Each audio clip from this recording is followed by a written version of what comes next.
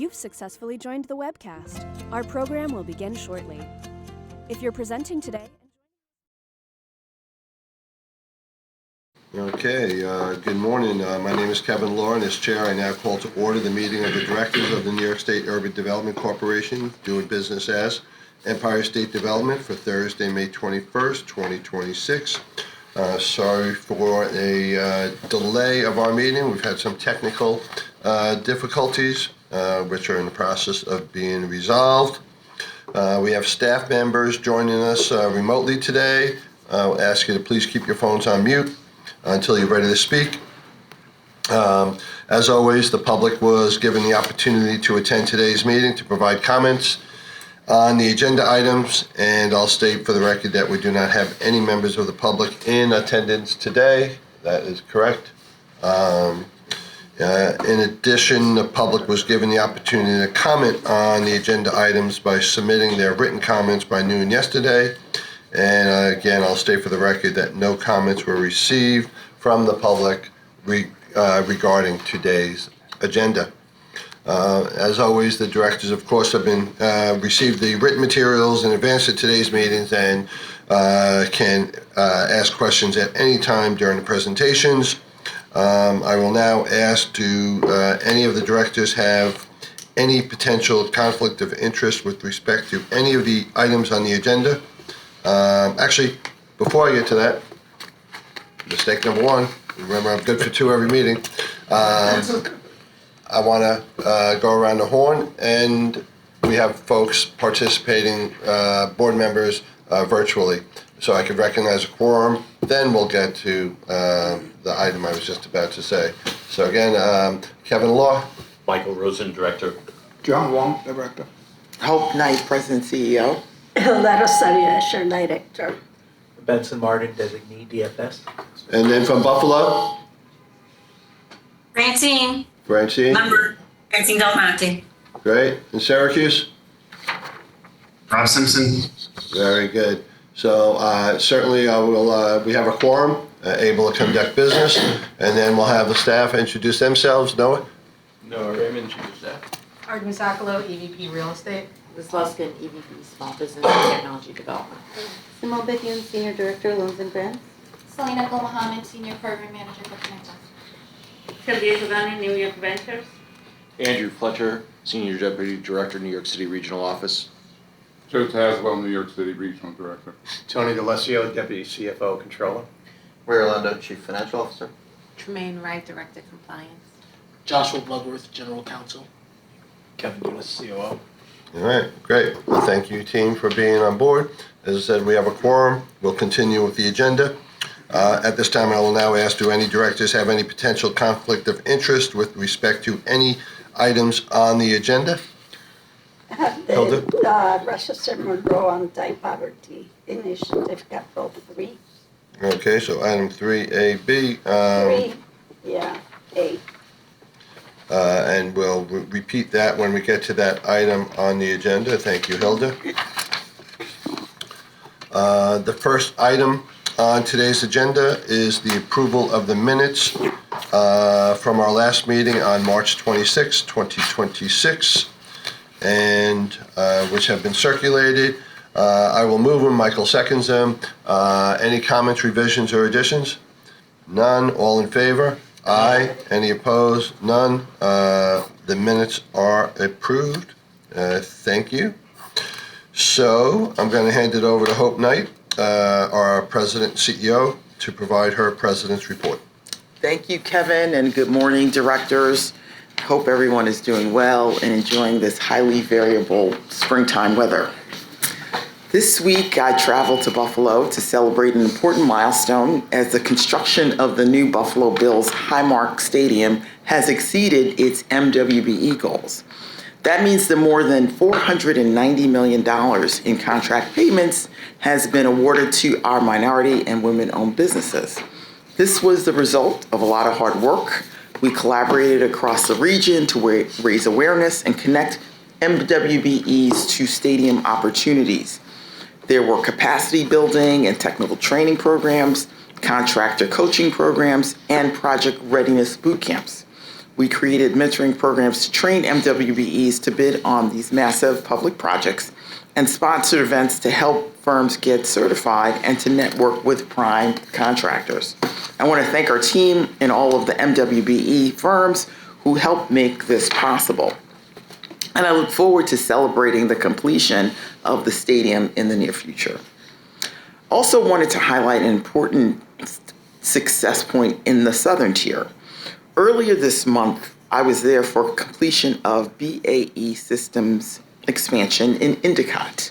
This is a $65 million project, and the company's battery production line for electric and hybrid aircraft and ground vehicles. The company is also adding 134 jobs on site. The updated facility will include an automated state-of-the-art production line and engineering lab and an aftermarket center when all phases of the project are complete. BAE Systems has had a presence in New York for the last 15 years, and their growth further advances the state's clean energy and battery storage ecosystem. Big presence on Long Island, huh? Yeah, exactly.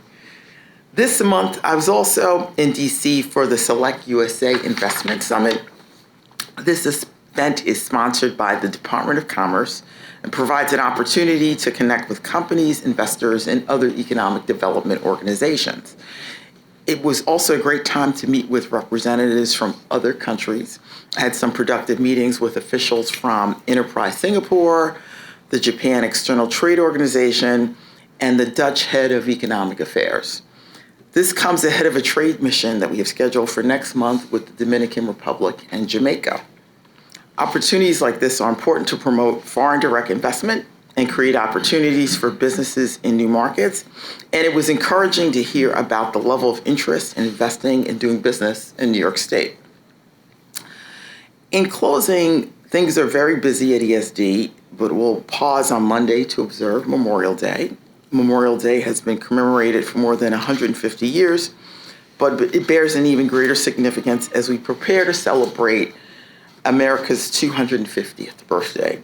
New York was the first state to officially recognize the holiday.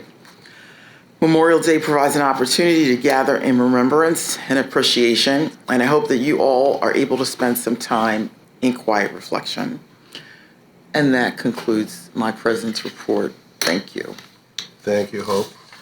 Is the new Buffalo Bills Stadium, is that going to be ready for this fall season or the following year? This fall season. Oh, awesome. Yes. Yeah? Yes. That's great. Yes. And so it's on schedule? On schedule. Yeah, very good. Yeah, exciting. Can't wait to see it someday. Anybody have any questions for Hope on that presentation? No? All right. So we will continue with the agenda and move on to the corporate action. Bridget O'Brien, Director of Program Incentives for REDC statewide. She has an initiative regarding the New York Kicks program. Bridget, are you here with us or on the line? Yes, I am. Yes, I am. Good morning. Good morning. Good morning, and thank you. And today I am requesting the directors to authorize the adoption of program guidelines for the implementation and administration of the New York Kicks program to the World Cup Legacy Investment Fund. It is included in the proposed 2026-2027 New York State budget, and this is a statewide program with up to $5 million in capital funding that will be made available to support the creation, expansion, and enhancement of community soccer fields for youth and players of all ages across New York State. Projects will be eligible to receive up to 50% of the eligible total project costs with a minimum award amount of $75,000 and a maximum amount of $200,000. Program guidelines will be included in the 2026 REDC initiative, and an application will be made available through the consolidated funding application. And I'm happy to take any questions now. So the entities will apply directly to, with the CFAs to the respective REDCs? It will be through the CFA for ESD agency evaluation. Got it. All right, sounds good. Anybody have any questions for Bridget? No. So to approve these guidelines, I will move it. John Wang seconds it. All in favor? Aye. Aye. Any opposed? None. The motion carries. Thank you, Bridget. Thank you. Next up, we have our spotlight presentation on a little project you might have heard of called Micron. And we have Kevin Eunice, our Chief Operating Officer, who's going to make the presentation. Cool. All right. Thank you. Thank you, Chair. Thank you, members. My name is Kevin Eunice, as I've stated, Chief Operating Officer. I have been honored to have led the state's effort to secure the Micron project. And so that is what I'm going to talk to you about today. One of the first meetings the governor took back in 2022 when she became governor was with Micron. And I was present at that meeting, after which she said, Kevin, do what you need to do and tell me what you need to make that happen. Recall that this is the middle of COVID and all the supply chain constraints that were realized as a result of COVID were even heightened in the semiconductor industry. So people were not able to make cars. There were things like fobs that didn't have sufficient chips because we didn't have the supply chain to do it. And so she gave me the direction to work with our state, local, and federal partners to secure this incredible project. Before we dive into the Micron project, I want to talk a little bit about why semiconductors. This chip industry is among the largest industries in the world. Everything that has electricity passing through it virtually has a semiconductor, has a chip in it. I mean, one of the few tools at this table that we have that doesn't have a semiconductor in it might be our pencils. But the reality is, semiconductors are considered the new oil. It is an essential resource to enable the 21st century. Several years ago, the industry talked about hitting the $1 trillion annual revenue target by 2030. We are expected to hit and exceed it this year. It is among the most profitable industries in the world. But another reason we do it is because it's also economically impactful and accessible to all New Yorkers. 60% of jobs don't require a 4-year degree. Wages are on average 25% higher than other manufacturing industries, other manufacturing sectors. And the multiplier, the jobs that come with it, it's estimated that roughly 5.7 jobs for each semiconductor job is created in the wider economy. And then there is, of course, an incredibly fierce competition for this industry. It is both international and national. Other states, as you see here on the right, are competing for this industry. Texas, Arizona, Ohio, across the world, countries like China, Japan, and Taiwan have created their own CHIPS programs to attract this industry. Again, the really exciting thing about this moment is that we are impacting the balance of world economic power and indeed the balance of world military power at the same time with an opportunity to provide a chance for all New Yorkers to participate in this industry. So, as I said, we're at this moment that was revealed around the COVID supply chain constraints, and the governor recognized this moment, as did our federal partners, with the creation of the Federal CHIPS Act. But the governor saw this moment and said, well, if it's going to happen in the U.S., how can we make it happen in New York? And so she has given us roughly $13 billion in incentives. The biggest part of that is the performance-based Green CHIPS program. It's a $10 billion refundable tax credit program that is specifically around the semiconductor industry. Any federal dollars in that $13 billion, or No. is that just all state? That's all state. This federal government had, I think, $52 billion of grants nationwide, and then there's a very substantial refundable investment tax credit of roughly 35% on capital from the federal government. So substantial incentives frankly necessary to compete internationally and in New York. Key to this industry is R&D. It is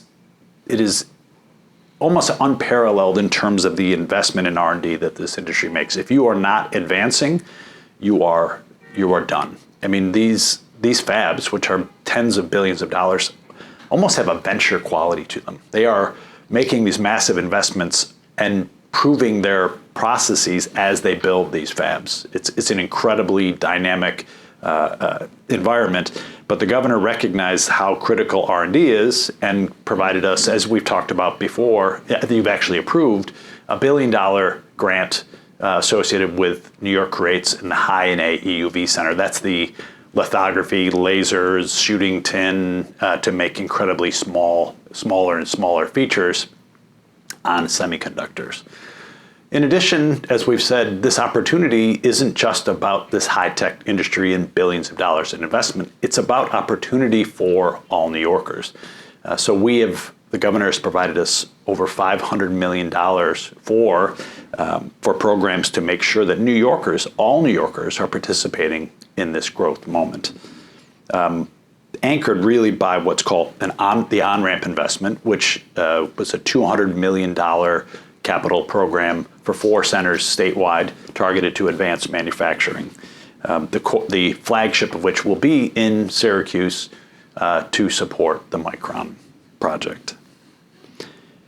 And lastly, we recognize that we're competing still around the country and the world. We need sites to be ready.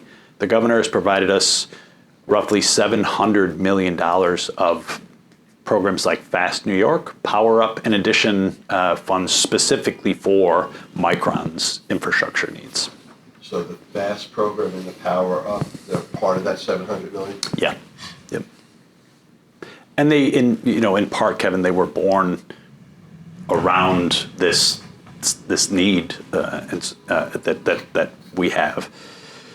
So while today we're going to talk about Micron, this really is a statewide opportunity. We have partners from Global Foundries to in the Albany area to the New York Creates in the Albany area. We have the nation's only federally designated semiconductor tech hub in the Buffalo, Rochester, and Syracuse areas. Kevin, as you know, we have semiconductor partners in Long Island, and we have incredible research capacity all around the state in this industry. Today, there are more than 156 semiconductor companies, and since Governor Hochul took office, we've had new commitments of $124 billion in capital to this industry. Indeed, the presence of this industry today is one of the reasons Micron selected New York. We have Global Foundries, we have other partners that existed. The ecosystem was here as a result of years of investment.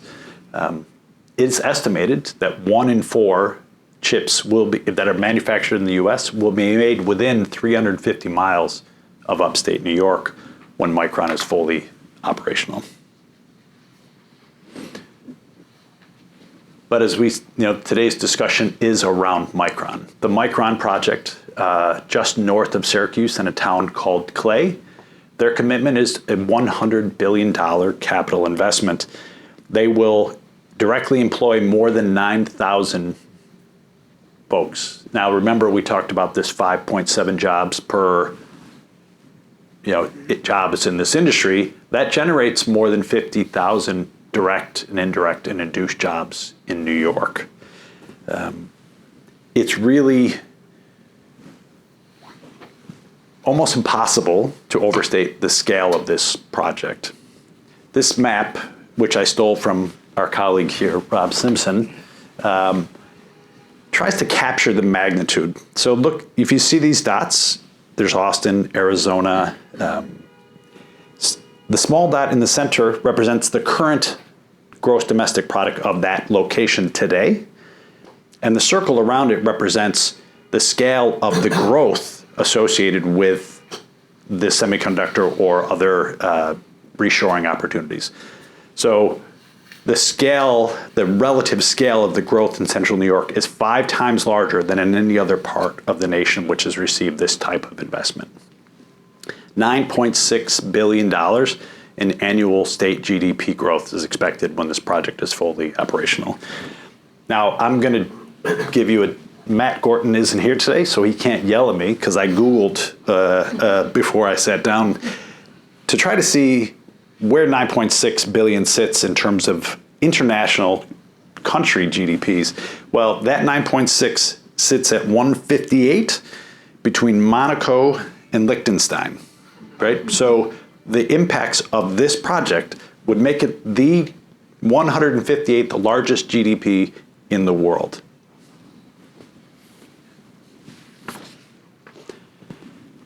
And this represents this incredibly transformational opportunity for New York and central New York in particular. Today, we have seen roughly a 3% population decline. That trend has been turning, but 3% population decline in central New York since 1990. Current housing growth is less than 0.5%. Micron is expected to increase the population by 84,000 folks in central New York in the next 25 years. And we will need 30,000 units of housing to accommodate that growth. We commissioned a study. You've actually approved some of the investments to enable that study and a housing fund that we put in place as a result of that.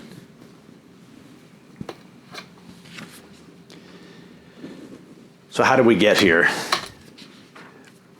The reality is that this was an unbelievably difficult, complex process. We began in August of 2021 with our first discussions with Micron. We announced the project in October of 22, and we just broke ground at the beginning of this year in January. A massive 1,400-acre site.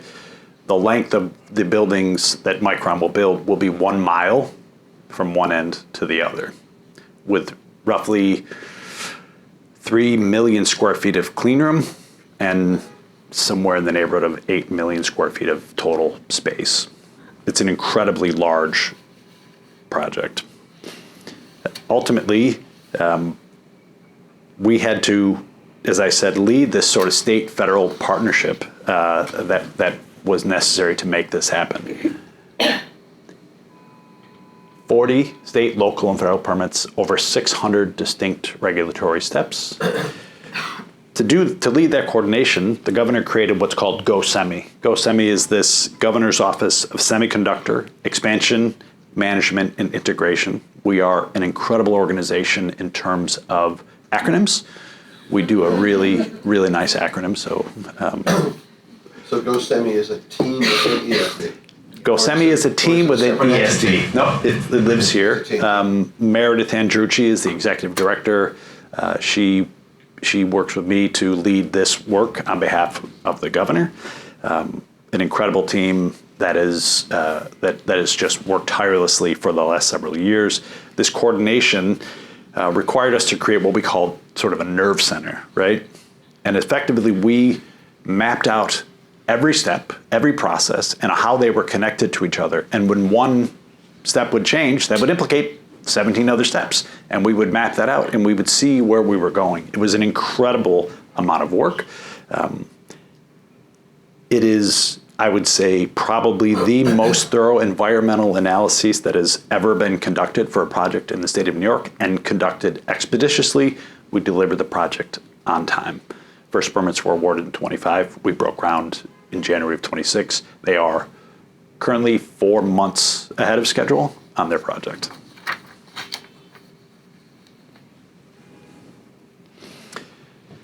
So the GoSemi work, as I said, we aligned all these federal and state processes.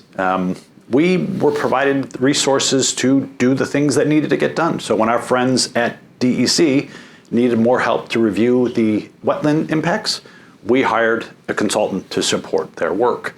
We coordinated, and I mean we announced in, I'll call it October 15th of 22. On October 18th, I held the first multi-agency meeting with dozens of state agencies to start mapping out this process and to create a space where we could identify any issues. We could raise them, flag them, move them. It has been an unbelievably strong partnership with all of our state agency partners, but it's been an incredible amount of work. So the big number here, so these are the resources that we've been given to make this project happen. Most of these, the big one there, the green chips, you don't see as the board because it's a tax credit program.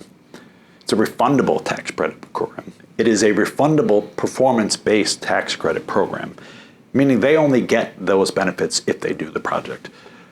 When we announced this project, I was talking with the governor and I said, we are going to need so much more to do this project successfully and to make sure that those benefits are seen by all New Yorkers.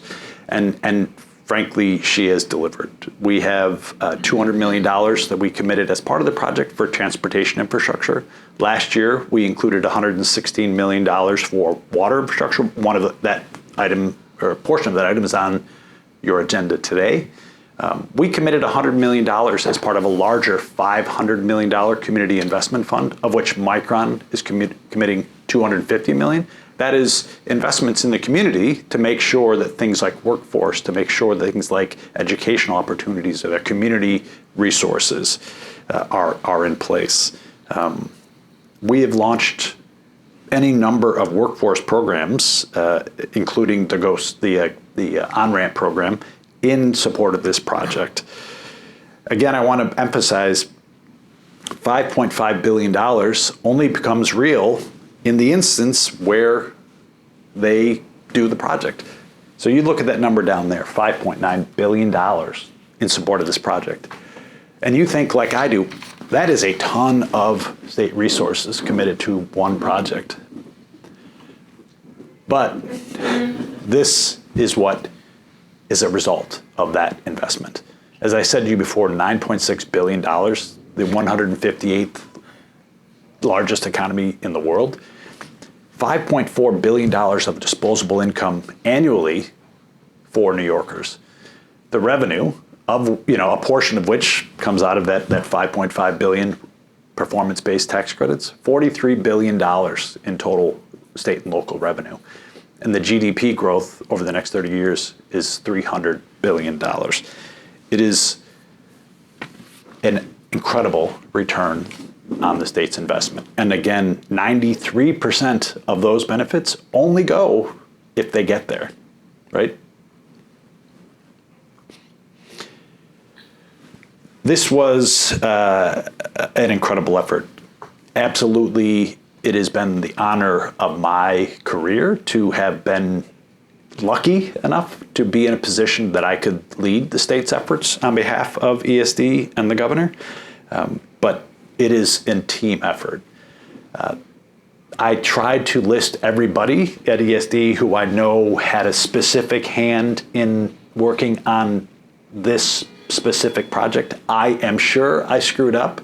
And if you don't see your name there, it is not because we don't appreciate it. It's because I missed something. So, but I just want to share the slide with you because the tens of thousands of hours that your colleagues at ESD have worked, the leadership from the governor and Hope from day one to give us, and you all, to approve the resources necessary to make this happen, the GoSemi office.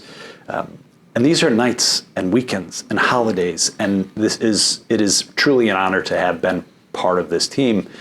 And as I said, it's also this incredible state agency partners from DEC to the governor's office to NYSERDA. These meetings occurred every single week for 4 years, and they were there every step of the way. And we have a ton of local and state and federal partners who are also critical to this moment. I want to call out John Cardinal in Senator Schumer's office. John was a real leader in the governor's office, in Senator Schumer's office throughout the creation of the CHIPS Act and throughout the Micron project. Your colleague who's in Syracuse right now, Rob Simpson, really was an incredible part of the team that made this project successful, as well as our colleagues at Onondaga County and all the other partners. I'm going to leave this one up, but again, the opportunity that this represents as a public servant is unprecedented. We get to do something which has the potential to impact balance of world power. And we get to do something that can intercede in generational poverty in places in upstate New York. It is, if you are a public servant, you want nowhere else to be than to be doing this project right now. It's a truly an honor, and I appreciate all the trust and the resources we've been provided. And I'm happy to entertain any questions. Thanks, Jeff. That was terrific. I have a couple of questions, and if I missed it, I apologize. So, out of that $5.5 billion, a lot of it, and most of it, is tax credits, from the state. And what's the federal role? What did the CHIPS Act at the federal level do? Does that give grants directly to Micron, or do those monies flow through ESD too? Directly to Micron. I may have the exact number wrong. If I have it exactly wrong, I'm sure Rob Simpson can tell the exact right number. I think roughly $6.2 billion to Micron for both their projects in Idaho, Boise, Idaho, and in central New York. In addition, everybody in this industry who does a project meeting certain qualifications is eligible for a 35% ITC, investment tax credit. On top of the grants. And those are federal too? Those are federal too. They don't pass through us either? No, not at all. Got it. That was one question. And I know you have NYPA on there and thanking them, but is Micron expected to be like a huge energy user, like data centers and all the things you're hearing about data centers, and they're using up tremendous amounts of energy, or are they not as bad as data centers? I can't claim any expertise on data centers other than, the sort of anecdotal discussion and a ton of power. But yes, an absolute ton of power. And grid there's enough in the system up there to accommodate all their energy needs? There will need to be more, but there was many reasons why they selected New York. One of those reasons was, just going back to the map here. So you see that where the dot is right there. Right. Going north is nuclear generation. Going west is hydro generation. At that location is a confluence of power from those two sources. I think there is a center there that before Micron had 1 gig available at that center. That is why, in no small part, why they chose that location. Got it. Yeah. And the current transmission and distribution system is able to accommodate it, or some of the infrastructure monies? So there was an ISO study done. There will absolutely be upgrades that are necessary and are being made. Got it. Yeah. No, that's great to hear. And my last question was on housing, which is always near and dear to me. So, with all the, thousands and thousands of jobs created and ancillary jobs, what did you say? You needed 25,000 new housing 30,000 homes? Yeah, I'm trying to find it, but 30,000. And that's going to be all types of housing. All types of housing. Single-family apartments and condos and everything. Yep. And is that, it's definitely needed. Is somebody leading the effort to make sure that housing gets built? I saw something in the paper today, the New York State Legislature is, threatening to impose rent control in upstate New York. I could guarantee you that will prevent investment in housing if there's rent control, because investors won't want to invest in housing if they see things like that happen. So I was just wondering, is GoSemi involved in the housing production, or is there another state arm who's going to help facilitate the construction of housing? All of the above. Much similar to the governor's energy approach, the housing approach is also all of the above. You approved, I think maybe at the last board meeting, a $30 million grant for a housing fund, which was part of a $150 million housing fund we created for low interest loans during construction under certain circumstances within smart growth. That clearly won't meet the entire need, but the market is also going to step in here. The governor has continued to provide substantial resources through ESD to stimulate housing. We have the Housing Infrastructure Fund that we did last year, where we're paying for infrastructure that facilitates the creation of housing. Those funds are certainly being used in support of this project in central New York, but it's everybody. HCR clearly is that there are housing, but we have a very, very focused. We did a study. We commissioned HR&A to help us with a study about the housing growth in central New York. Most of the housing being in Onondaga County, or will surrounding counties help, contribute to the increase of supply of housing that's needed for all these jobs up there? Yes, I mean, I think it's reasonable given the sort of the focus.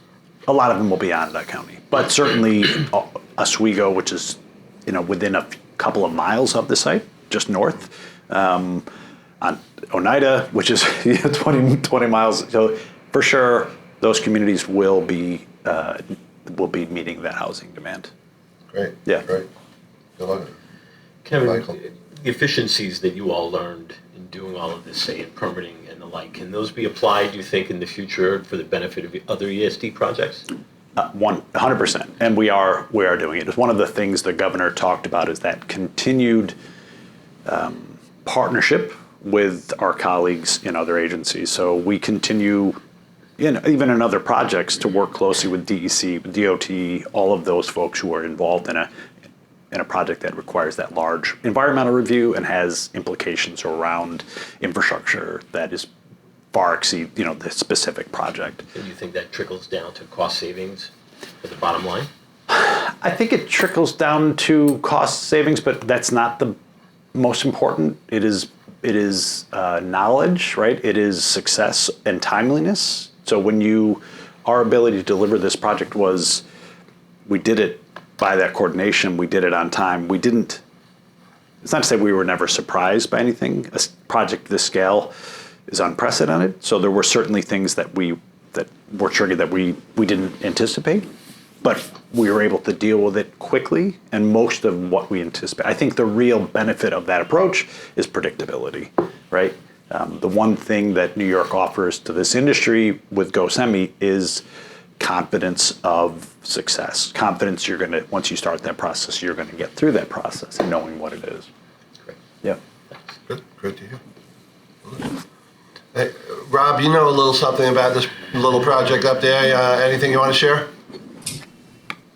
Yeah, I mean, I think the one thing I would just like to emphasize beyond the human impact of a project of this scale for a community, not just Syracuse and Central New York, but really upstate New York that has suffered socioeconomic decline over a significant long period of time. The human impact here is incalculable.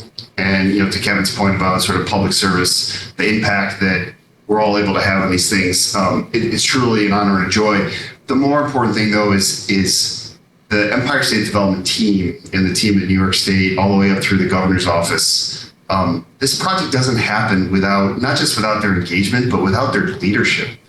And without their creativity and without their personal sacrifice.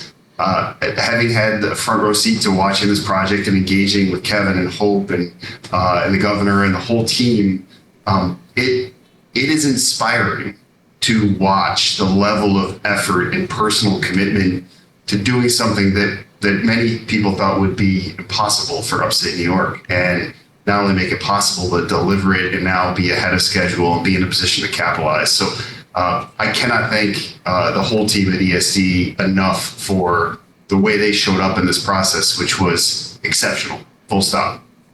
Great to hear.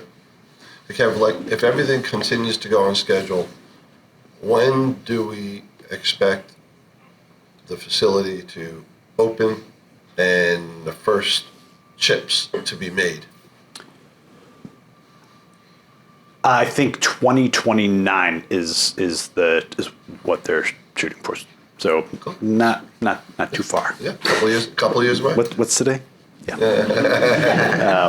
And you know, there is an urgency that AI brings to this company and to this industry. Going back to that data point, the 1 trillion, that was a 2030 thought. And I know I said that, but the reality is Micron, I think, had $13.4 billion of profit last quarter. They saw revenue in, I won't even give the numbers, but unbelievable amount of revenue. Their product is at the center of the AI moment. It enables, Manish Bhatia, who is the number 2 at Micron, did a presentation a couple weeks ago. For every NVIDIA chip, there's 96 memory chips that go around it, right? Mm-hmm. And so AI is enabled by things like the GPUs and NVIDIA makes, but also by the memory that Micron makes. This moment is not going away. It is a massive moment for this industry. It's a massive moment for this company. And they are going to go as fast as they can to meet the demand that exists today. And we're doing our best to keep up with them. Great. All right. Anybody else? No. Okay. Well, Kev, great job. Deb, or you send me your PowerPoint. I want to weave in your facts when I'm giving speeches around, to weave in all these awesome facts. And I always plug Micron, but it's very generic. So this would arm me with some good data to highlight how exciting it is. Kevin, it's great for the whole state. Can I just make one last plug here? One, obviously thanking the whole team, but the Hope and the governor, the very real investment, like this matters to our leadership. The governor has very much been a human being and recognized, like, I want this opportunity for my fellow New Yorkers, right? She has been so invested and supportive every time we needed resources. If we were smart about what we were looking for, she has provided them to us. She's just been an unbelievable leader in this moment. Without her, there's no way this happens, right?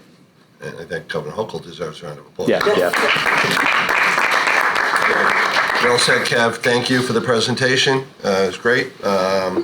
So in light of the technical difficulties we had, which delayed our meeting, and then Kevin going way over budget on time, which was all worthwhile, I'm going to ask folks to be sort of brief and to succinct with the presentations as we now head to the regional projects section. And by the way, are we streaming yet, or are we still recording? Okay, we are? Yes, it's live. All right, so we're now streaming live. If you missed the first part of the meeting, we recorded it and we're going to post it later. So any part of the meeting that you missed, you'll be able to see. Check out the website later on today. But we are now streaming live. Okay, so good to know. We're going to continue now with the regional projects section, starting in Western New York. And Karen Utz, our regional director, has a project for us. Good morning. Thank you, Chairman. I just have to say, wow, holy cow. But in terms of this project, the directors are requested to approve a working capital grant of $2.5 million to the not-for-profit organization, the Center for Regional Strategies, from RECAP to advance and grow a small business growth initiative in Western New York. ESC's investment will help leverage over $3 million in additional funding that has already been secured from philanthropic partners. CRS has already successfully established the framework of the Small Business Growth Initiative. It is a network of established business support organizations across our region that are implementing a continuum of training, access to finance and support services, all aimed at growing small businesses to drive revenue generation in the region. And by working together, they will share best practices, help address gaps in services, eliminate redundancies, and make navigating the small business support system easier. As the programmatic work is now underway, ESD is recommending the directors approve the release of the first tranche of funds for this project, and I'm happy to answer any questions. Great. Any questions for Karen? Hearing none. We have no comments from the public either, so I will move it. Hope seconds it. All in favor? Aye. Aye. Any opposed? None. The motion carries. Thank you, Karen. Thank you. Let's move over to the Finger Lakes region. John Connors, our Deputy Director. Good morning. Thank you, Chairman Law. We are asking the directors today to approve a $1,500,000 capital grant to Yates Cultural and Recreational Resources, Inc., doing business as Yates Community Center, for a $6.4 million project from the Regional Council Capital Fund, Round 13. The Yates Community Center is a not-for-profit organization serving more than 3,500 community members annually, providing a wide range of opportunities to promote wellness and positive lifelong habits.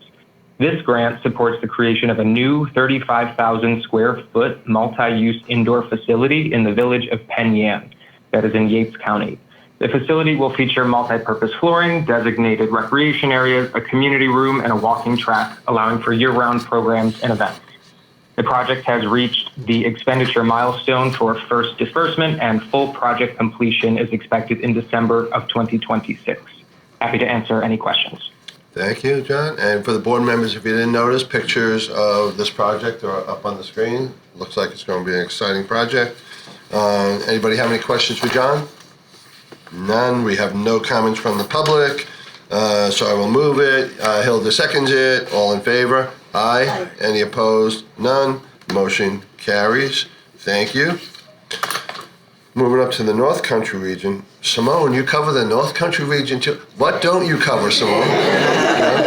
Just for today. So Simone, our Senior Director of Loans and Grants, has a presentation for us.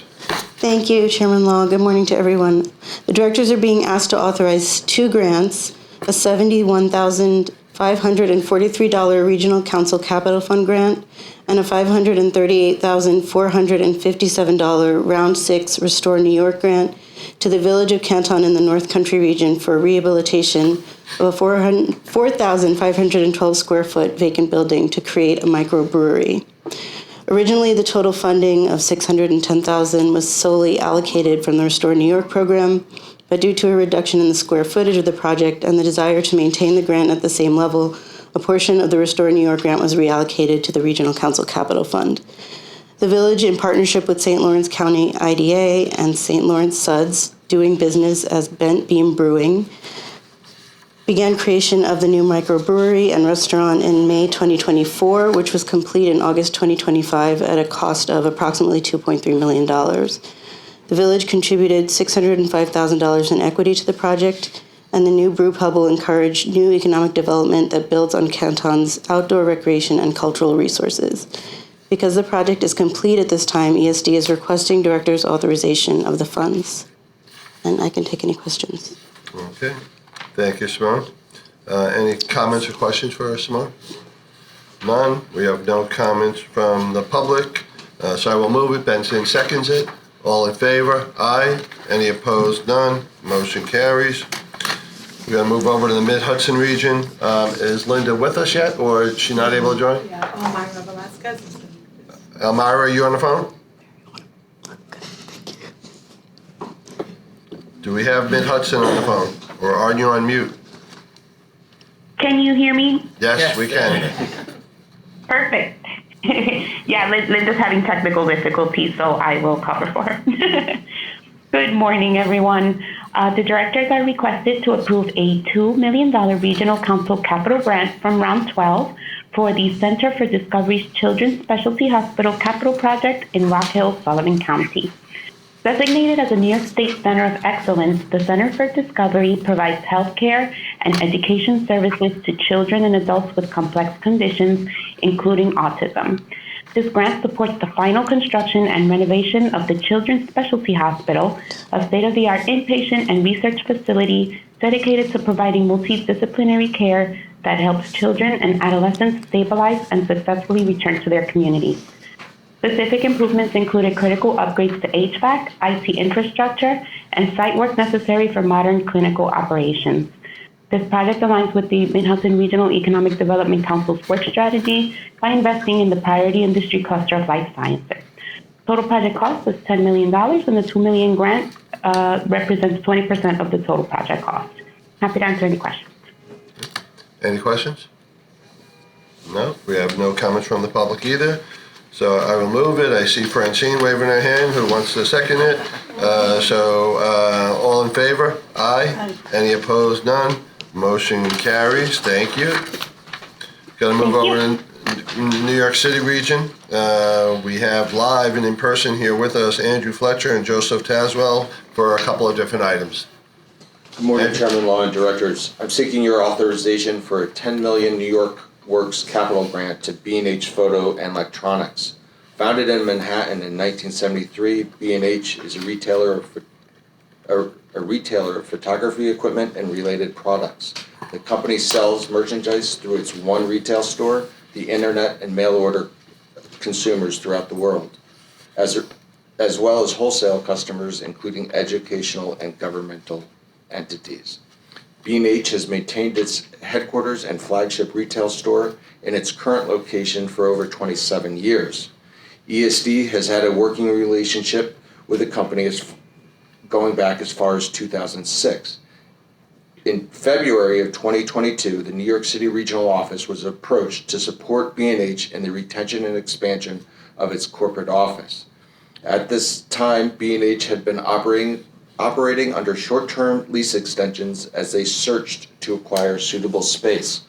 In October 2024, after evaluating several buildings and occupancy scenarios, B&H was ready to proceed with a location decision and had developed two final options for consideration. Option one, B&H would relocate its office operations to 200,000 square feet of space in New Jersey City, a move that was perceived as likely, given that A, they had relocated their warehousing and distribution out of New York to New Jersey in 2017.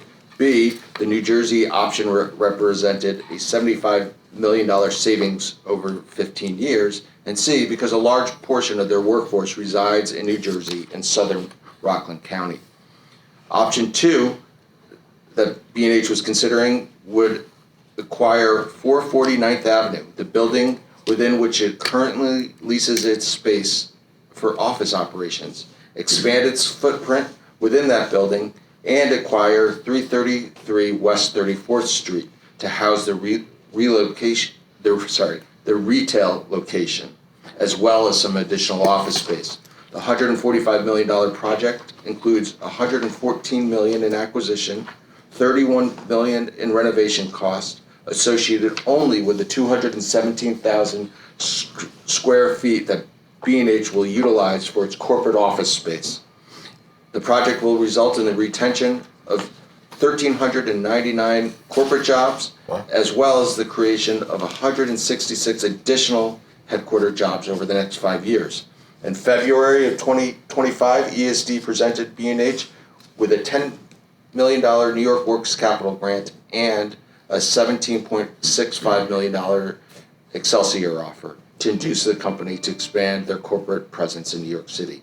With the acquisitions of the buildings complete and renovation underway, the project is ready for the initial disbursement. Are there any questions? Yeah, Andrew, I didn't realize how big they were. And I remember always hearing the commercials, on the radio, growing up too.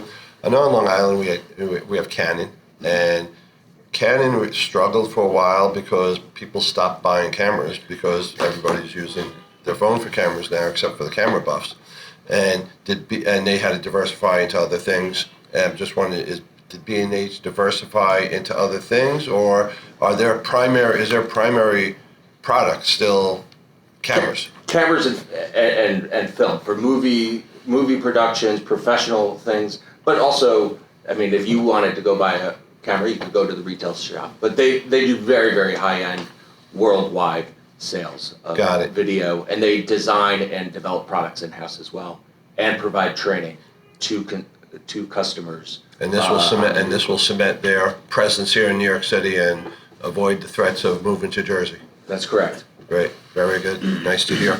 Anybody else have any questions for Andrew? Hearing none, we don't have any comments from the public. So I will move this. I think Robert Simpson's just stretching and raising his hand, and that's a second. And so all in favor? Aye. Any opposed? None. The motion carries. Thank you, Andrew. Joe? Thank you, Mr. Chairman. This request is for the approval of an $855,700 downtown revitalization initiative round 3 grant to the Brooklyn Navy Yard Development Corporation for the $5.9 million reconstruction of the Brooklyn Navy Yard's Cumberland Street Gate, a primary access point for the yard. Formed in 1981 by the City of New York, the Brooklyn Navy Yard Development Corporation, or BNYDC for short, is the nonprofit landlord, property manager, and real estate developer of the Brooklyn Navy Yard, a 300-acre waterfront industrial park. The Brooklyn Navy Yard is home to over 550 businesses, which employ more than 11,000 people and generate over $2.5 billion a year in economic impact. The reconstruction of the Cumberland Street Gate will improve pedestrian and bicycle access, safety, and overall multimodal travel along Flushing Avenue, strengthening connections between the yard and the adjacent neighborhoods of downtown Brooklyn and Fort Greene. The project will benefit both the public and the workers employed at the yard. The project was completed in April. I'm happy to take any questions. Great. Thank you, Joe. And I'm going to hold you to your promise. You're going to take me on a Yes, tour absolutely. of the Navy Yard sometime this summer. I will indeed do that. I'd love to. I've heard great things about it. I've never been. So thanks. Anybody have any questions for Joe? None. We don't have any comments from the public either, so I will move it. Michael seconds it. All in favor? Aye. Any opposed? None. The motion carries. Joe, you got another one for us? Great. Yes, I do.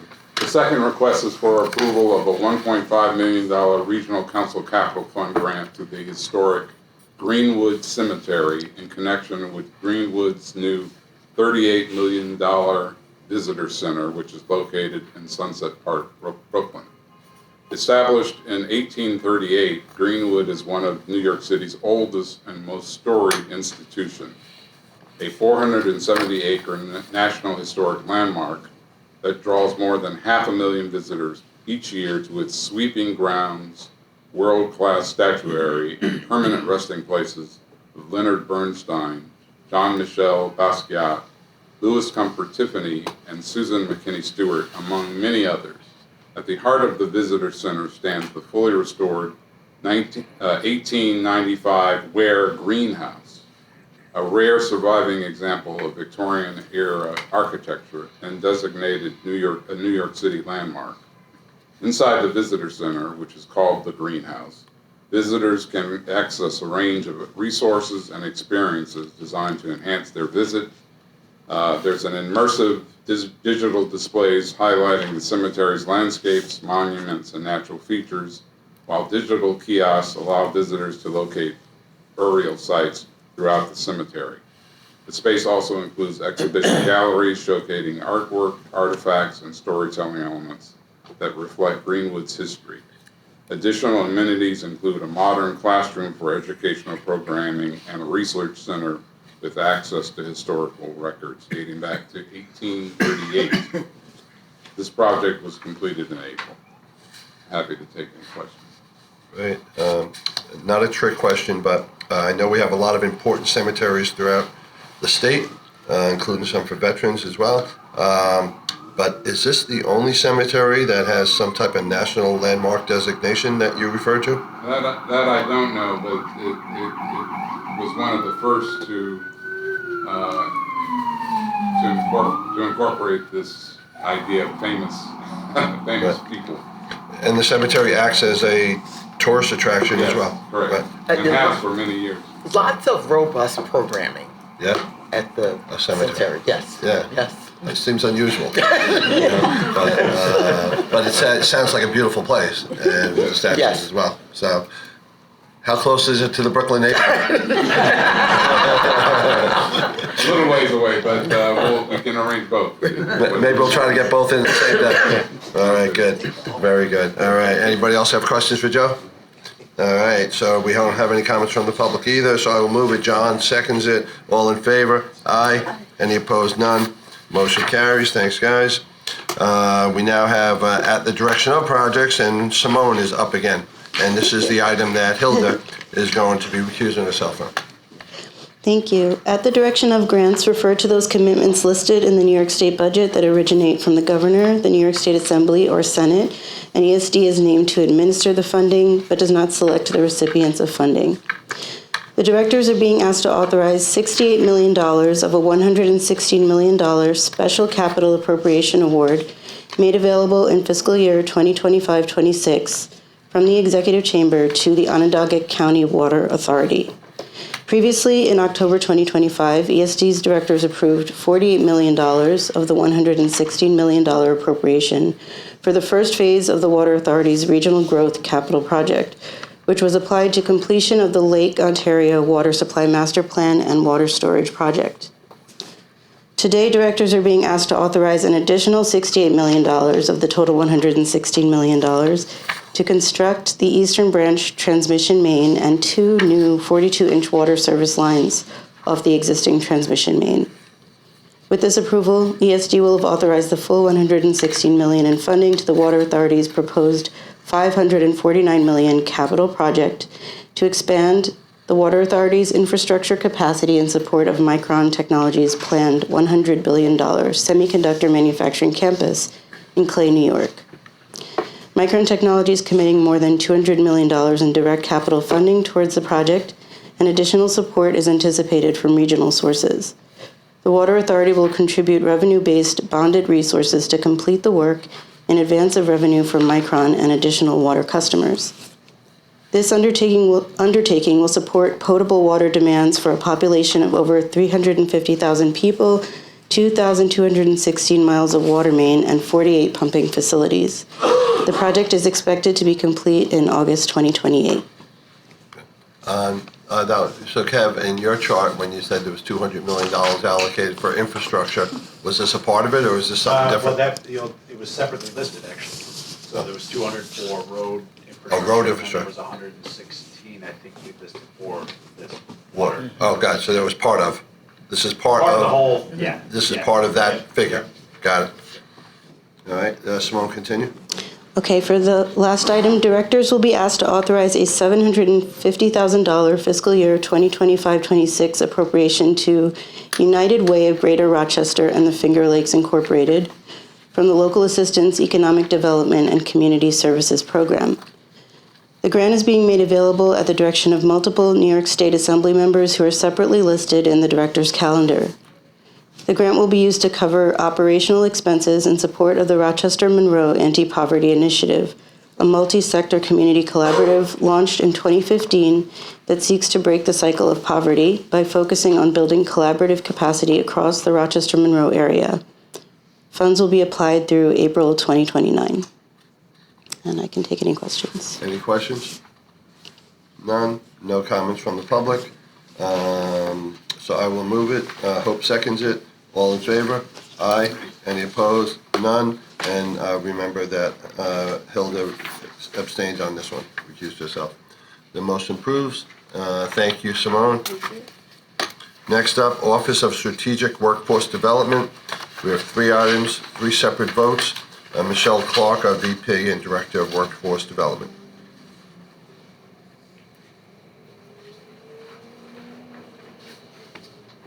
Michelle, are you with us or are you on mute?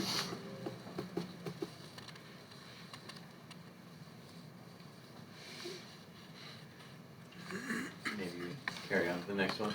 All right, we'll move on to items, Roman numeral number 5, Connect All, Selena Gul Mohammed, Senior Program Manager. Good morning. Hi. Thank you, Chair, President Knight, and members of the board to bring this opportunity to bring this matter to you today. Connect All is requesting that the directors authorize 2 general project plan amendments to awards made through our municipal infrastructure program. For the first project, Connect All seeks approval to enter into a grant agreement with Franklin County for an amount not to exceed $25,439,088.00 to construct fiber and fixed wireless broadband infrastructure in Franklin County. The directors previously approved a general project plan for this project at the February 2025 meeting. Connectall requests the director's authorization to amend the general project plan to increase the portion of underground construction to complete the project by the federally mandated deadline. Underground construction can generally be completed more quickly and securely, but it is generally more costly than aerial construction on utility poles, which results in an increase in the award amount for this project. For the second project, Connectall seeks approval to enter into a grant agreement with Oswego County for an amount not to exceed $29,506,992.74 to construct fiber broadband infrastructure in Oswego County. This project was also reviewed and approved by the directors at the February 2025 meeting. Connectall requests the director's authorization to amend the general project plan to prioritize construction that can be completed by the federally mandated deadline, as well as to adjust the portion of the project that will be underground and will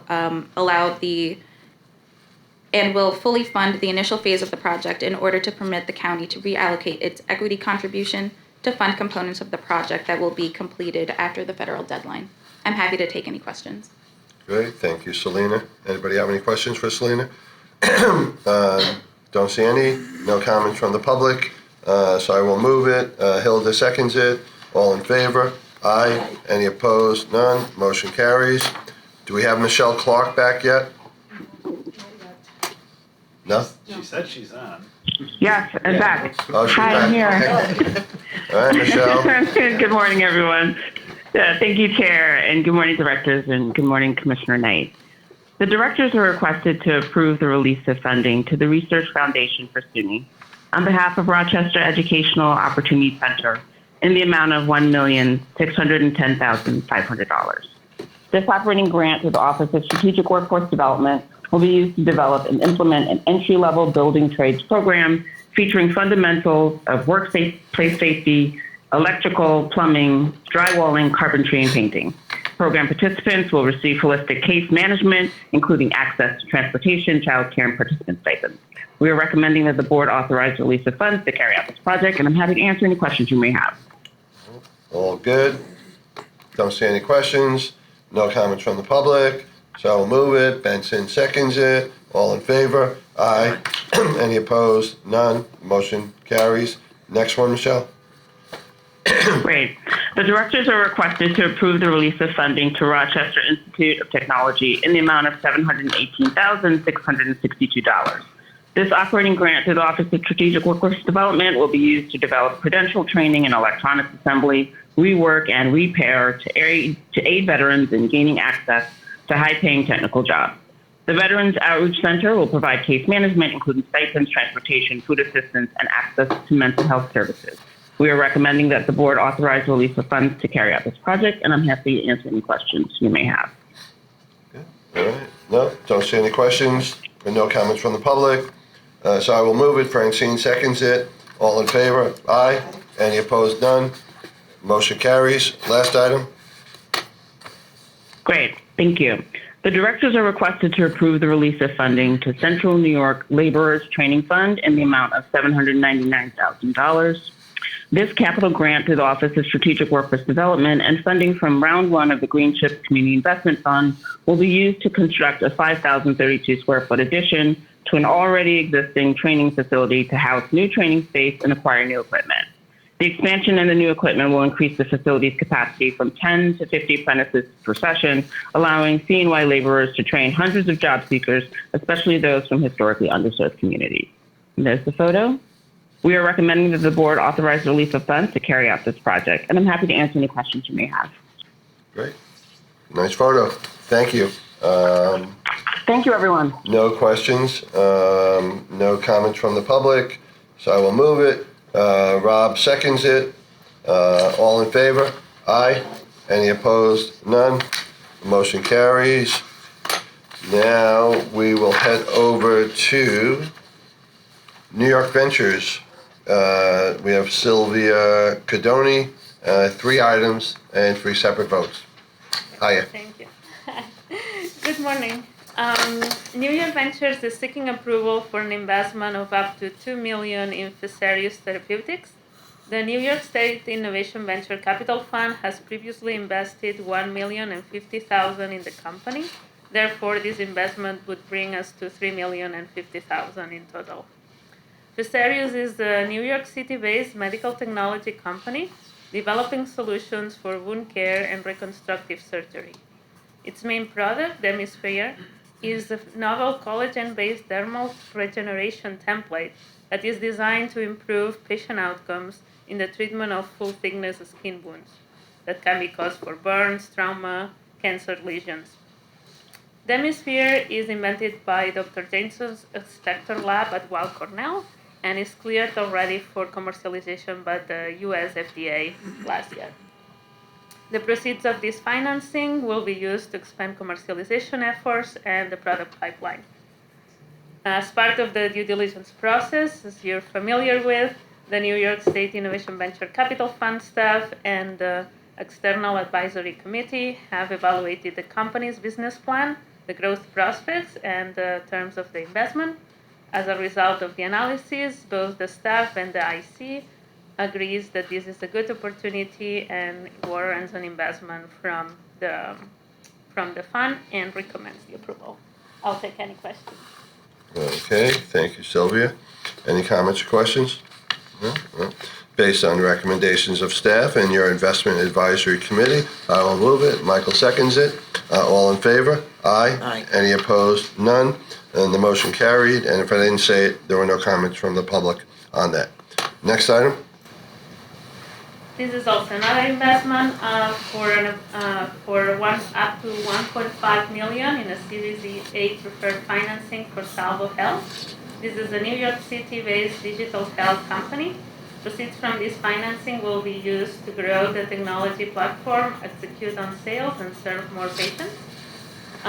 This investment is also made from the state's Innovation Venture Capital Fund. Salvo Health provides an opportunity for gastroenterology practices to expand care, access, and improve inpatient outcomes, reduce healthcare costs, and increase income for physician groups.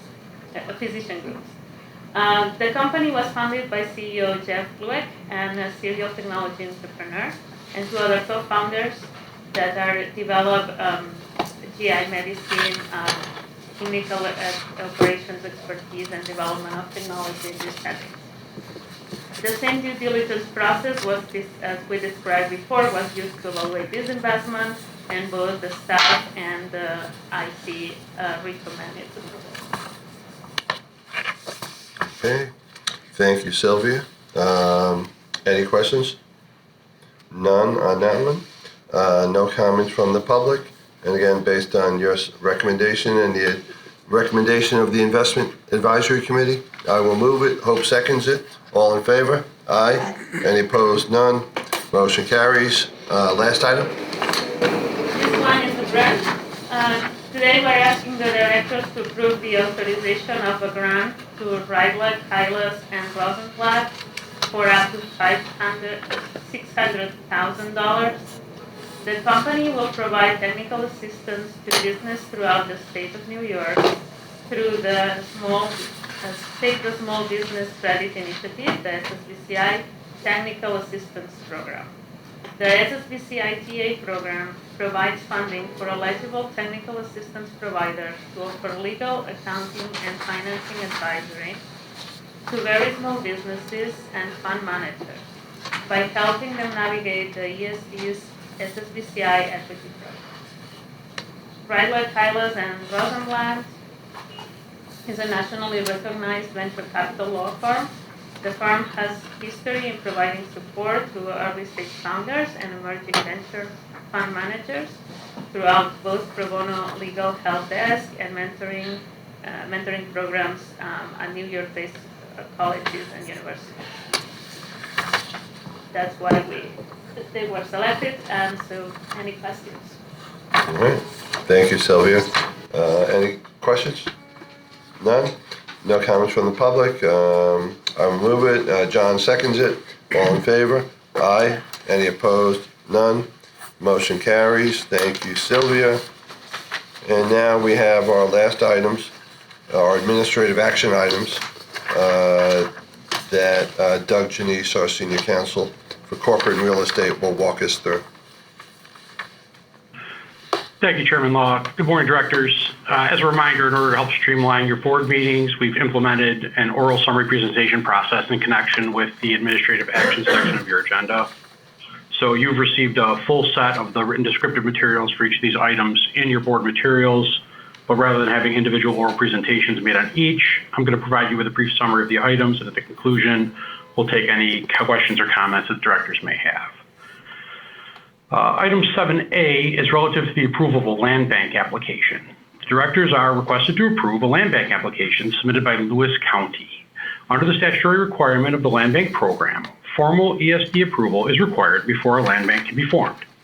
Following review of the application submission, staff has determined that Lewis County has presented a strong case that the land bank will be successful in the community and recommends its approval. Item 7B is relative to authorization to enter into a lease for office space in Ithaca, New York. The directors are requested to authorize an extension of a lease for office space in Ithaca, New York from Urban Core LLC. ESD has leased the space since May 1st, 2023, and the New York Ventures team is seeking approval to extend it for a period not to exceed 3 years. The total cost of the lease over those 3 years will not exceed $22,667. Item 7C is relative to authorization to enter into a contract for transportation planning and street mapping consulting services for the Creedmoor mixed-use project. Directors are requested to authorize the corporation to enter into a contract for transportation planning and street mapping consulting services with AKRF LLC for the Creedmoor mixed-use project. The director-approved master plan includes the planning and mapping of critical infrastructure improvements, including roadways, water, storm, and sanitary pipes, and electrical bulbs. Staff is requesting authorization to enter into a contract for 2 years at a cost not to exceed $756,000 for these services. Item 7D is relative to authorization to enter into a contract for sustainability consultant services for the GoSemi initiative. The Green Chips program, which incentivizes large-scale semiconductor manufacturing projects, requires participants to submit a sustainability plan to ESD when they enter into the program. ESD has previously relied on technical support from NYSERDA through its contract with Altanova LLC to establish the program, and now needs to move this capacity in-house in order to review and evaluate the plans, engage with technical experts at the companies, and ultimately approve the plans. The proposed contract with Altanova is for 2 years at a cost of $281,000. Item 7E is relative to authorization to enter into a contract to build out a portion of the Excelsior broadband network. The directors are requested to authorize the corporation to enter into a 3-year contract with Power and Telephone Supply for a cost not to exceed $34,440,921.38 to provide the fiber and associated materials necessary to extend a fiber optic line the length of the New York State Thruway. This contract is a key step to construct the first component of the Excelsior broadband network, a new statewide public broadband network that will connect public broadband assets to improve high-speed internet and reliable cell service across rural and urban New York. Item 7F is relative to authorization to enter into a contract amendment for code compliance and enforcement services for the Moynihan Station Civic and Land Use Improvement Project. Directors are requested to authorize the corporation to enter into a no-cost contract amendment to extend the contract with Jensen Hughes Engineering PC for code compliance and enforcement services for 1 additional year. This extension is required to fulfill ESD's ongoing obligations as the New York State Code Coordinator for the complex Moynihan Train Station / Farley Building Facility, and will allow Jensen Hughes to continue their services under the original scope of services and allotted funds. Item 7G is relative to authorization to enter into a contract amendment for financial consulting services for Phase 2 of the Atlantic Yards Land Use Improvement and Civic Project. The directors are requested to authorize a contract amendment with BJH Advisors, LLC, to continue providing financial and economic feasibility analysis for the development of Atlantic Yards Phase 2. The requested amendment extends the contract term by 13 months through December of 2027 and increases the funding by $72,000, bringing the new total contract amount to a not-to-exceed amount of $141,739. Item 7H is relative to authorization to enter into a contract amendment for architectural consulting services in connection with the design guidelines for Brooklyn Marine Terminal and other services for the design and construction team on an as-needed basis. Directors are requested to authorize a contract amendment with STV Incorporated.